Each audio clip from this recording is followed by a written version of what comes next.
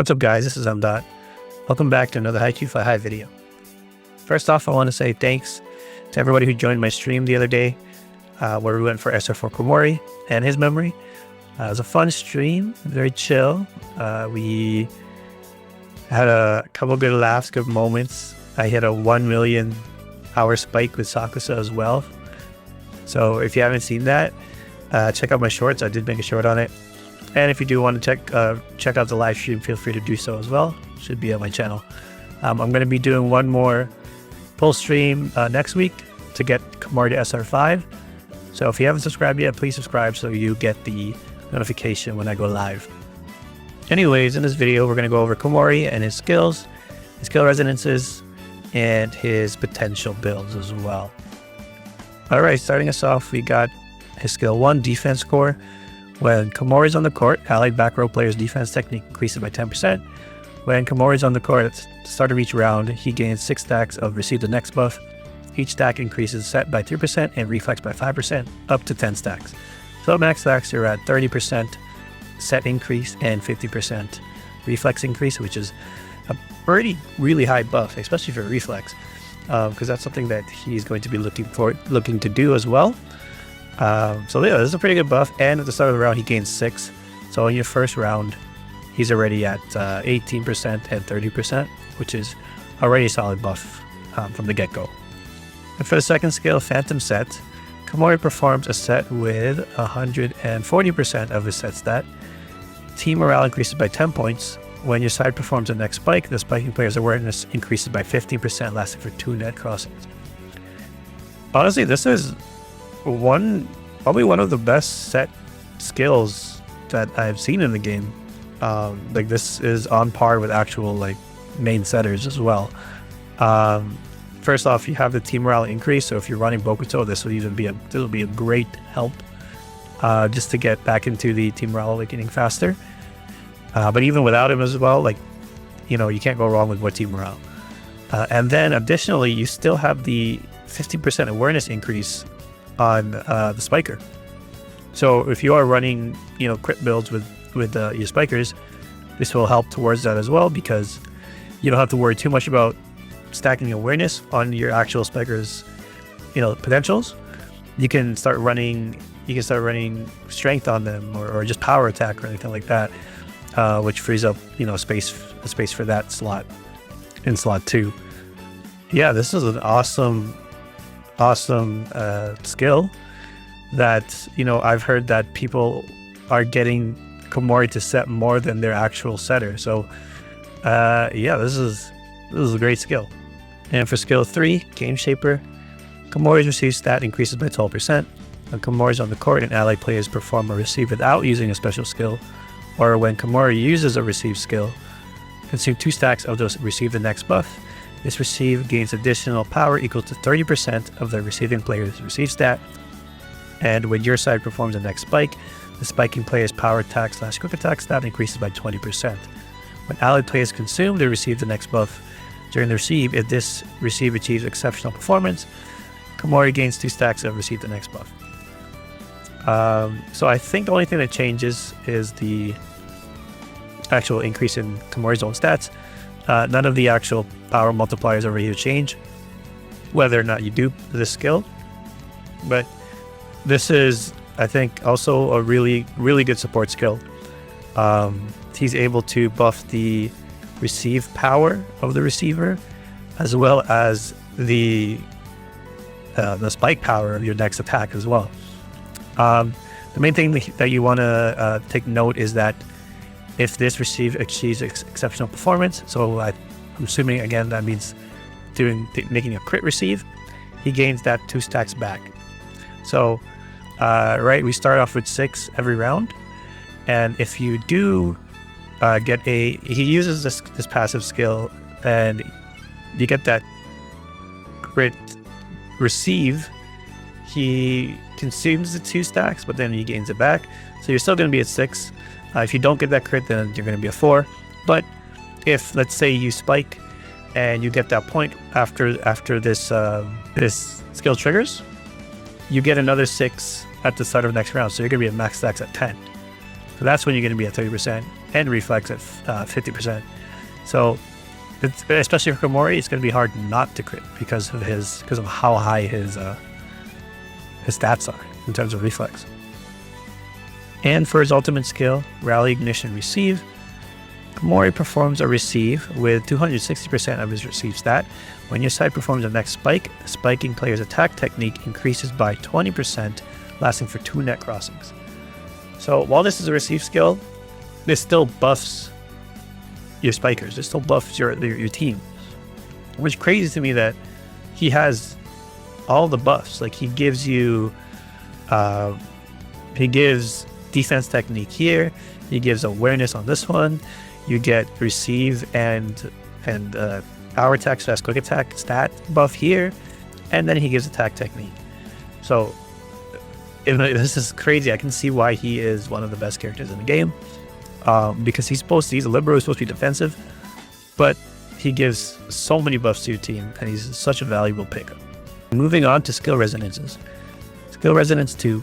When Komori is on the court and receives the next has 5 or more stacks, each stack increases the power of allies' non-ultimate receives by 4% of the receiving player's receive stat, and increases Komori's set power by 5% of his set stat. When receive the next has 5 or more stacks and your team scores a spike, the cooldown of Phantom Set is reduced by 6 net crossings. This is good, and again, it just adds more buffs to the team. The most valuable thing in this, I believe, is the reduced cooldown of his set, because again, having just being able to set whenever your main setter is in cooldown is really good. It's very valuable, in my opinion. But yeah, for the most part, you're most likely going to be over 5 stacks anyways, because you always start the round with 6. So if you do get this skill resonance too, this cooldown reduction is pretty worth it, in my opinion, if you're able to get here. But yeah, and otherwise you still get the receive increase and his set increase as well. So that's pretty solid for skill resonance 2. Okay, skill resonance 4. When Komori is on the court, allied back row players' reflex increases by 15%. When Komori is on the court and your team performs a receive, the receiving player's strength increases by 50% of reflex, up to 60%, lasting for 2 net crossings. I think this one might be better, obviously, or more worth it than skill 2. I think mainly just because of the reflex increase, because this is a huge reflex increase. And again, if you have him on the court, you want people to be critting on receives. Because of this buff here, you get the receive the next stack refunded to you. You consume 2 and you gain 2 back, right? So anytime someone receives and it's a crit, he doesn't lose stacks, and he's able to keep max stacks for longer. Also, if you have Sakusa, this will really help Sakusa, because the way the Sakusa works, you want him to receive, and then most likely you want him to be spiking that same turn. And when he performs a receive, when he says your team performs a receive, the receiving player's strength decreases by 50% of reflex, up to 60%. So you'll be increasing his strength and spike power when Sakusa receives. Again, this could work for any other power spiker as well, but this will really synergizes really well with Sakusa. Okay, let's get into the potential build. So, as you can see, Komori has a receive tag as well as a setter tag. So, in my opinion, you can build him in different ways depending on what you'd like him to do for your team.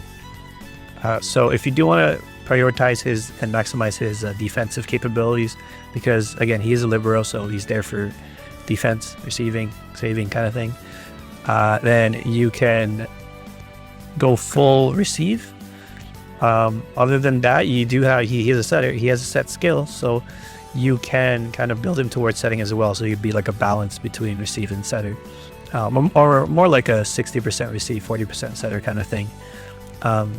So you can run 4-piece receive and 2-piece receive. So in my case, I'm running assist receive 4-piece, supreme receive 2-piece.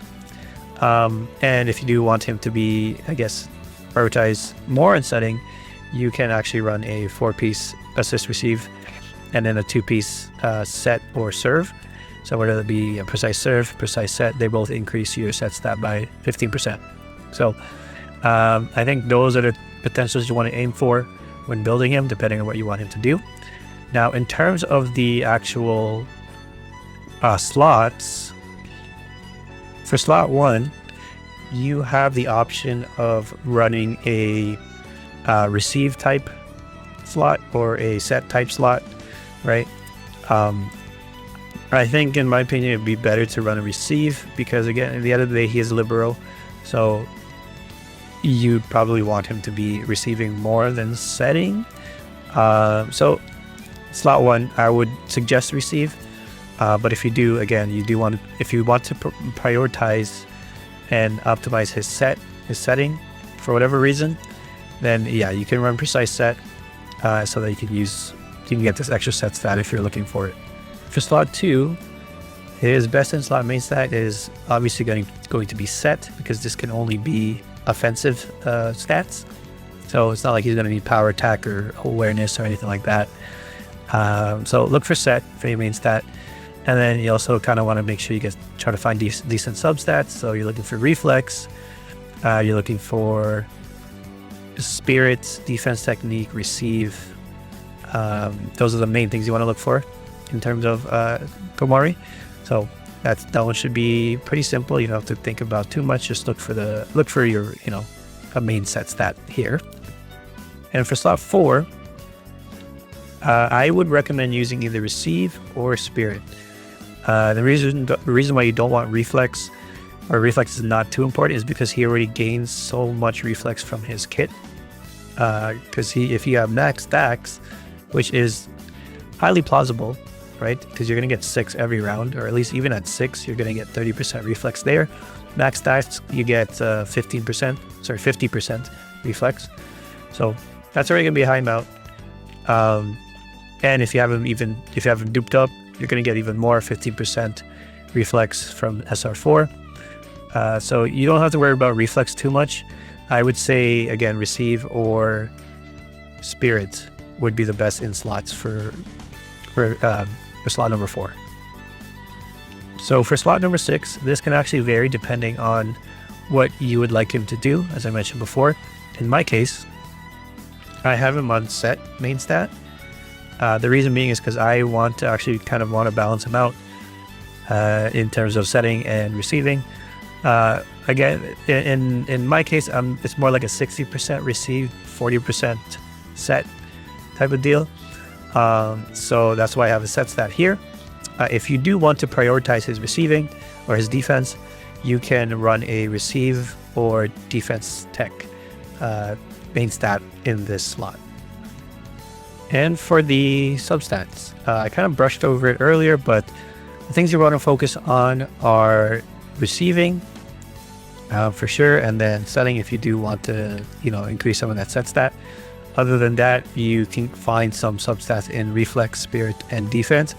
Again, you're not worried too much about reflex, but if you can find some spirit and defensive technique, that would, I think, be more beneficial than finding some reflex substats. But again, a reflex substat wouldn't hurt. I don't think getting a couple of reflex substats is going to overcap you in reflex anyway. So yeah, those are the main things to look out for, in my opinion.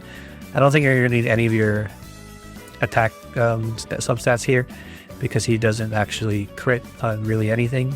He doesn't need to crit on the sets or anything like that, so you don't have to worry about that too much.